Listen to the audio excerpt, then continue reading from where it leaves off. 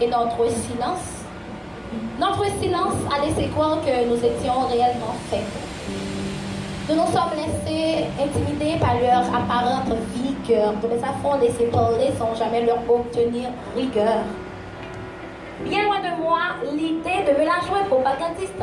Je ne suis pas une farouche activiste, je ne cherche non plus un mélange polémique, mais ma condition m'assigne la tâche de condamner cette opinion machiste. Adam, la supériorité sur laquelle tu te bases, elle est fondée sur quoi? Est-ce du fait qu'Ève a été conçue à partir de toi ou simplement tu es fier? Fier à la gravité de ta voix pour t'autoproclamer comme l'unique détenteur du pouvoir? Est-ce ça?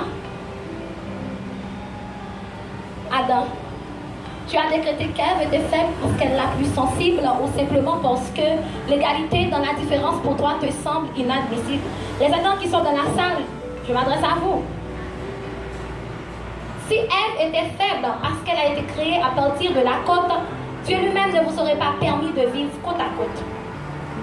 Si tu étais le plus fort et la plus valeureuse de toutes les âmes, jamais, Adam, sache que tu n'aurais jamais été endormi lorsque Dieu créa la femme. Si tu étais le plus fort, Adam, de toutes les âmes, tu n'aurais jamais eu la faiblesse de manger cette pomme. Tu te souviens? De toutes les façons, Ève ne se contente plus de mettre tes enfants dans le monde, car la Ève que tu as connue aujourd'hui, elle est en train de t'emboîter le pas. Ève est devenue savante, professeure, chancelière, souveraine, sénateur, députée, slameuse comme moi. Ève est devenue reine.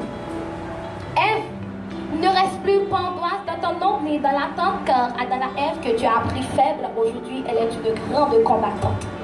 À mon humble avis, n'être Pierre n'est qu'une pierre, c'est de n'ensemble que les faces. Il n'y a pas l'heure de se battre pour savoir qui aura la première place, car chaque chose et chaque être est aussi fort que faible. Et la femme n'est pas le sexe faible. Et moi, je le proclame haut et fort. Merci.